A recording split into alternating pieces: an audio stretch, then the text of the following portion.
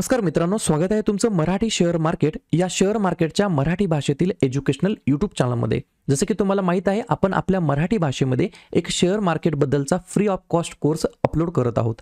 आतापर्यंत या ठिकाणी 13 लेक्चर आपण अपलोड केलेले आहेत। हे 13चे 13 लेक्चरची लिंक या व्हिडिओच्या डिस्क्रिप्शन बॉक्समध्ये दिलेली आहे। आज आपलं या ठिकाणी 14वं लेक्चर आहे। 14व्या लेक्चरमध्ये आपण हे शिकणार आहोत, जो पण म्युच्युअल फंड असतो, जेव्हा आपण खरेदी करण्याचा विचार करतो किंवा तुम्ही जर ऑलरेडी या ठिकाणी म्युच्युअल फंड खरेदी केले असेल तर त्याच्यामध्ये हे 10 ते 12 गोष्टी आहेत, त्या तुम्ही स्वतः आज चेक केल्या पाहिजे। मग त्याच्यानंतर तुम्हाला लक्षात येईल की म्युच्युअल फंड आपण या ठिकाणी सही आहे तर म्हणतो, परंतु सही म्युच्युअल फंड मध्ये गुंतवणूक केलं की नाही हे आपल्याला आजच्या व्हिडिओमध्ये चेक करायचं आहे। सुरुवातीला मी तुम्हाला कन्सेप्ट सांगतो, संपूर्ण व्हिडिओमध्ये मी तुम्हाला काय शिकवणार आहे। पहिली गोष्ट मला ही सायकल सांगणार आहे, नेमकं आपल्यापासून ते म्युच्युअल फंड पर्यंत पैसे गुंतवण्यापर्यंत ही जी काही सायकल आहे, ही सायकल कशी वर्क करते। दुसरी गोष्ट तुम्हाला 10 ते 12 कॉमन मिस्टेक आहेत जे 99% लोक करतात ते सांगणार आहेत, जेणेकरून तुम्ही त्याच्यातून 100% वाचू शकताल। तिसरी गोष्ट सगळ्यात मोठं कन्फ्युजन आहे, डायरेक्ट म्युच्युअल फंड घेऊ की रेग्युलर म्युच्युअल फंड घेऊ, याचं मी तुम्हाला एक लाईव्ह उदाहरण करून दाखवणार आहे।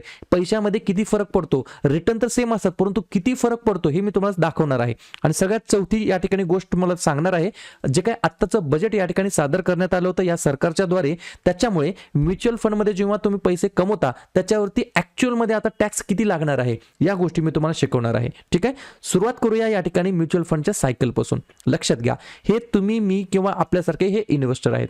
इन्व्हेस्टर कडून पैसे कुठे जातात तर पहिल्या स्टेप मध्ये इन्व्हेस्टर कडून पैसे जातात या ठिकाणी फंड मॅनेजर कडे। फंड मॅनेजर काय करतो, ते आपले पैसे घेऊन वेगवेगळ्या सिक्युरिटीज मध्ये किंवा वेगवेगळ्या असेट क्लास मध्ये ते पैसे गुंतवतो आणि त्याच्यातून रिटर्न जनरेट होऊन काय होतात, ही झाली तिसरी स्टेप। रिटर्न्स जनरेट होतात आणि ते रिटर्न्स कुठे दिले जातात तर परत आपल्याकडे ते पास ऑन केले जातात।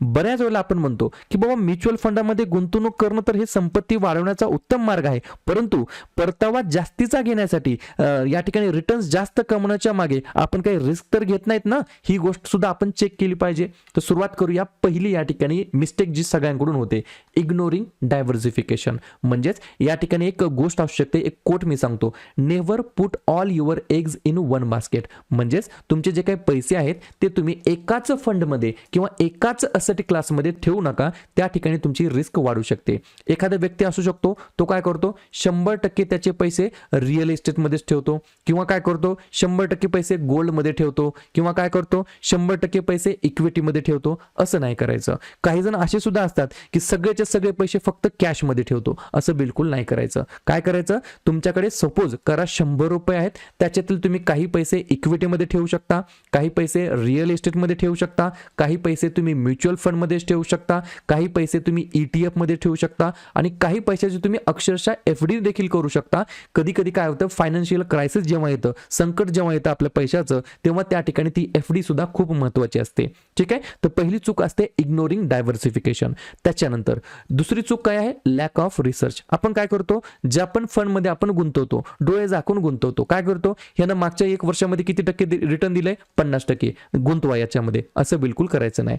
त्या फंडची स्ट्रॅटेजी बघायची, त्या फंडचं ऑब्जेक्टिव्ह काय आहे बघायचं, त्या फंडनं मागच्या 2-4 वर्षामध्ये जे त्यांनी ऑब्जेक्टिव्ह ठेवलं होतं ते पूर्ण केलं की नाही, यांचा जो काही पास्ट परफॉर्मन्स आहे त्यांच्या ऑब्जेक्टिव्ह नुसार तो त्यांनी केलेला आहे की नाही, याच्यावरती या ठिकाणी तुम्ही पाहिलं पाहिजे।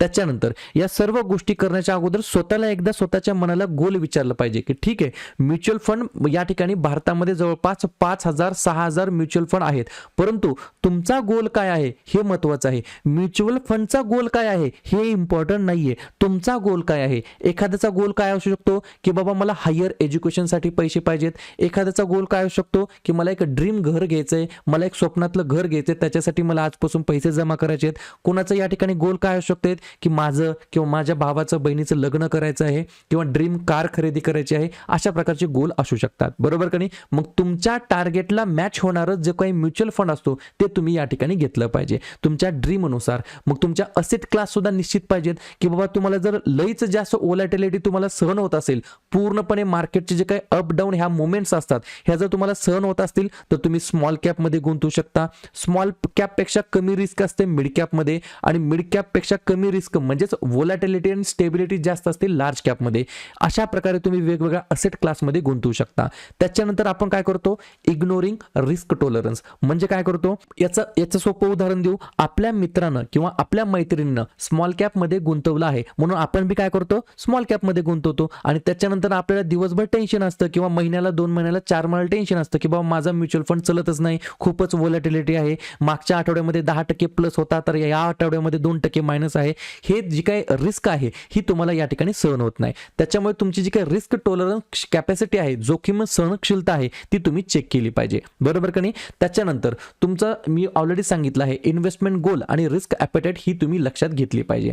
त्याच्यानंतर ओव्हरलुकिंग फीस अँड एक्सपेन्सेस. आपण काय करतो माहिती आहे का, पास्ट रिटर्न बघतो आणि काय करतो, डायरेक्ट पैसे गुंतवतो. असं बिलकुल नाही. तुम्ही जे पण फंड यूज करता किंवा जे पण फंडमध्ये तुम्हाला पैसे गुंतवायची तुमची इच्छा आहे, मग तो लार्ज कॅप असू द्या, स्मॉल कॅप असू द्या, फ्लेक्झी कॅप असू द्या किंवा डेट फंड असू द्या किंवा इंडेक्स फंड असू द्या, कोणतंही असू द्या, त्याचे तुम्ही हे 3 पॅरामीटर चेक केले पाहिजे. त्याचा expense ratio, management fees, exit load काय आहे का, एंट्री लोड काय आहे का, या गोष्टी चेक केल्या पाहिजे. या ठिकाणी मी तुम्हाला सगळ्यात मोठं कन्फ्युजन आहे मी तुम्हाला दाखवतो. पहा, 99% लोक इथं फसतात. रेग्युलर प्लॅन घेऊ की डायरेक्ट प्लॅन घेऊ, याचं एक तुम्हाला सिंपल उदाहरण देणार आहे. या ठिकाणी कसल्याच प्रकारचं बाय किंवा सेलचं रिकमेंडेशन नाहीये. For example purpose, educational purpose मी हे फंड या ठिकाणी घेतलेला आहे. Canara Robeco blue chip equity फंडचा रेग्युलर प्लॅन आणि Canara Robeco blue chip equity फंडचा डायरेक्ट प्लॅन. रेग्युलर प्लॅन आणि डायरेक्ट प्लॅन याच्यासोबत आपण कम्पेअर करणार आहोत. या ठिकाणी व्यक्ती काय करतात, 99% लोक काय करतात, याचा जो काय NAV आहे, नेट असेट व्हॅल्यू, हा किती आहे, 61 रुपये आहे आणि याचा किती आहे, 70 रुपये आहे. मग याला सिलेक्ट करतात. इथंच माणसं चुकतात. पहा, याच्या पुढे या थोडंसं, या ठिकाणी एक लिहिलेलं आहे एक्सपेन्स रेशो किती आहे, 1.66% आणि याचा किती आहे, 0.45%. हा 1% आज आपल्याला कमी वाटत आहे, आपल्याला वाटतं की अर्धा 1% एवढं काय फरक पडणार आहे, परंतु लॉंग टर्म मध्ये 5 वर्ष, 10 वर्ष, 15 वर्ष, 20 वर्ष, 30 वर्षामध्ये काय फरक पडू शकतो, तुमचे किती लाखो रुपये वाचू शकतात, हे मी तुम्हाला एक लाईव्ह एक्झाम्पल देतो. हा जो काही कॅल्क्युलेशन आहे रेग्युलर फंडचा आहे आणि हे जे काही कॅल्क्युलेशन आहे डायरेक्ट फंडचा आहे. लक्षात घ्या.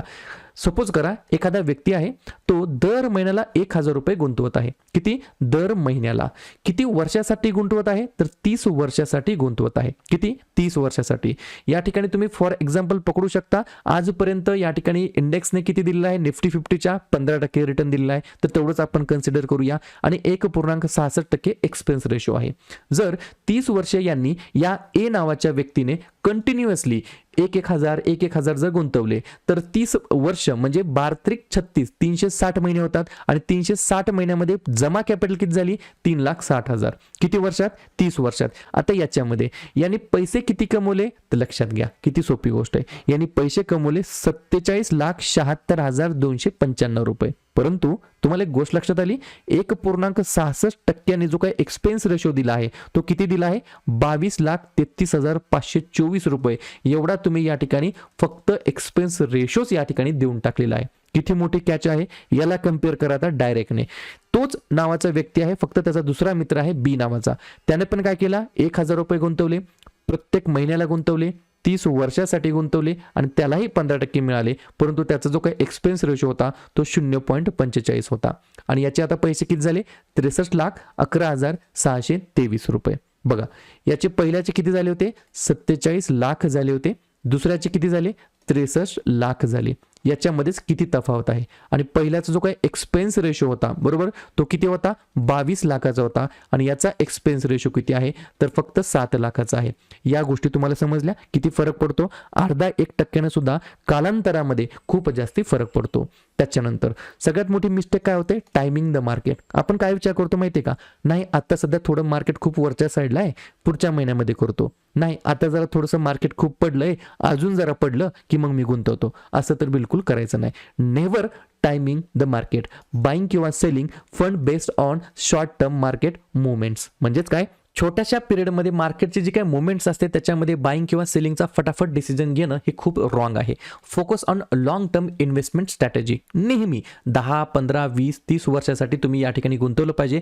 तिथेच या ठिकाणी कंपाऊंडिंगचा इफेक्ट तुम्हाला दिसायला येणार. कंपाऊंडिंग जो काही इफेक्ट आहे तो 1 वर्ष 2 वर्षात दिसत नाही. कंपाऊंडिंगचा इफेक्ट कमीत कमी 5 वर्ष, 10 वर्ष, 15 वर्ष झाल्यानंतर ती कंपाऊंडिंग सायकल तुम्हाला दिसायला लागते आणि त्याच्यासोबत तुम्ही फिक्स राहिलं पाहिजे. त्याच्यानंतर या ठिकाणी मी तुम्हाला शेवटचे 3-4 वाक्य सांगतो, पहा सगळ्यात महत्त्वाचे आहेत. Never invest in one single mutual fund house. म्हणजे बरेच हाऊसेस असतात ना, जसं की ॲक्सिस आहे, त्याच्यानंतर HDFC आहे, त्याच्यानंतर ICICI आहे. असं नाही करायचं की ॲक्सिसचा स्मॉल कॅप घेतला, ॲक्सिसचाच लार्ज कॅप घेतला, ॲक्सिसचाच डेट घेतला, असं बिलकुल नाही करायचं. डायव्हर्सिफिकेशन करायचं. ठीक आहे. त्याच्यानंतर don't invest too many fund. म्हणजे काय, don't invest in too many funds. म्हणजे नुसते म्युच्युअल फंडच घेत बसायचं नाही, बिलकुल नाही. स्मॉल कॅपचा एखादा घ्यायचा असेल तर एकच घ्यायचा, तर लगेच दुसऱ्या हाऊसचा बी स्मॉल कॅपच घ्यायचा नाही, बिलकुल नाही. ठीक आहे. त्याच्यानंतर avoid investing in only sectoral theme. शक्यतो असं करायचं नाही. आपल्याला वाटतं की नाही आता EVचा या ठिकाणी जमाना आलाय तर फक्त EVचेच घेतो, बिलकुल नाही. ITचा जमाना आहे तर फक्त ITचेच घेतो, असं नाही करायचं. ठीक आहे. आणि त्याच्यानंतर switching one mutual fund to another mutual fund. कधी कधी काय होतं, मित्राचं बघून काय करतो आपण, त्याच्या म्युच्युअल फंडने मागच्या वर्षात 15% दिले, माझ्या म्युच्युअल फंडने 10% दिले, तर लगेच आपला आपण विकायचं आणि त्याच्यामध्ये गुंतवायचं, असं बिलकुल करायचं नाही. ठीक आहे. त्याच्यानंतर काही टॅक्स बद्दल मी तुम्हाला सांगणार आहे. डिफरंट म्युच्युअल फंडला डिफरंट टॅक्सचे इम्प्लिमेंटेशन असतात. जसं की इक्विटी फंड असतात. इक्विटी फंडवरती जो काही टॅक्स लागतो तो तुमचा लॉंग टर्म कॅपिटल गेन म्हणून टॅक्स लागतो. आणि डेट फंडवरती जो काही टॅक्स लागतो तो तुमच्या डिफरंट टॅक्स ट्रीटमेंटनुसार लागतो. कसा लागतो मी तुम्हाला सांगतो, पहा. इन्कम टॅक्स बद्दल लिहून घ्या. जर तुम्ही STCG करत असाल, शॉर्ट टर्म कॅपिटल गेन, म्हणजे 12 महिन्याच्या अगोदर जर तुम्ही म्युच्युअल फंड विकले तर तुम्हाला स्ट्रेट फॉरवर्ड 20% त्याच्यावरती टॅक्स द्यायचा आहे. आणि जर तुम्ही 12 महिन्याच्या नंतर जर तुम्ही विकले तर तुमचे ते लॉंग टर्म कॅपिटल गेन म्हणून या ठिकाणी कन्सिडर होईल. त्याच्यामध्ये तुम्हाला स्ट्रेट फॉरवर्ड 12.5% या ठिकाणी काय द्यायचं आहे, टॅक्स द्यायचा आहे. त्याच्यानंतर जो काही टॅक्स फ्रीची लिमिट होती आतापर्यंत काय असायचं, जर तुम्ही एका वर्षामध्ये प्रॉफिट कमवलं शेअर मार्केटमधून, बरोबर का नाही, आणि ते प्रॉफिट समजा तुम्ही 1 लाख रुपये कमवलं तर 1 लाखावरती तुम्हाला टॅक्स द्यायची गरज नव्हती. आता काय केलेलं आहे, ते थोडंसं एक्सटेंड केलेलं आहे. 1.25 लाख रुपयापर्यंत जर तुम्ही प्रॉफिट कमवलं तर त्याच्यावरती तुम्हाला टॅक्स द्यायचा नाही. ही सगळी गोष्ट तुम्हाला लक्षात ठेवायची आहे. आणि शेवट अजून 2 फंड असतात महत्त्वाचे, डेट फंड आणि गोल्ड फंड. आता याच्यामध्ये फक्त थोडंसं रिक्वायरमेंट वेगळी असते. शॉर्ट टर्म कॅपिटल गेन हे असतं जवळपास 3 वर्षाचं. 3 वर्षाच्या अगोदर जर तुम्ही डेट फंड किंवा गोल्ड फंड जर विकला तर तुमचा जो काही इन्कम टॅक्स स्लॅब आहे, कोणाचा 5% आहे, 10% आहे, 15% आहे, त्याच्यानुसार टॅक्स लागणार. आणि लॉंग टर्म मध्ये म्हणजे 3 वर्षाच्या नंतर जर तुम्ही डेट फंड किंवा गोल्ड फंड विकला तर याही ठिकाणी स्ट्रेट फॉरवर्ड 12.5% तुम्हाला टॅक्स द्यावा लागणार. या गोष्टी समजल्या? ठीक आहे. आता या ठिकाणी आजच्या व्हिडिओमध्ये आपण काय शिकलं की बाबा हे जे काही म्युच्युअल फंड असतात, म्युच्युअल फंड कसं घ्यायचं, काय करायचं, हे तर आपण कालच्या व्हिडिओमध्ये शिकलं. आजच्या व्हिडिओमध्ये आपण काय शिकलं, म्युच्युअल फंड जे काय आहे त्याच्यामध्ये काही 10, 12, 15 गोष्टी असतात, त्या गोष्टीत आपण फॉलो केल्या की नाही या आपण चेक केल्या किंवा याच्याबद्दल आपण डिस्कशन केलं.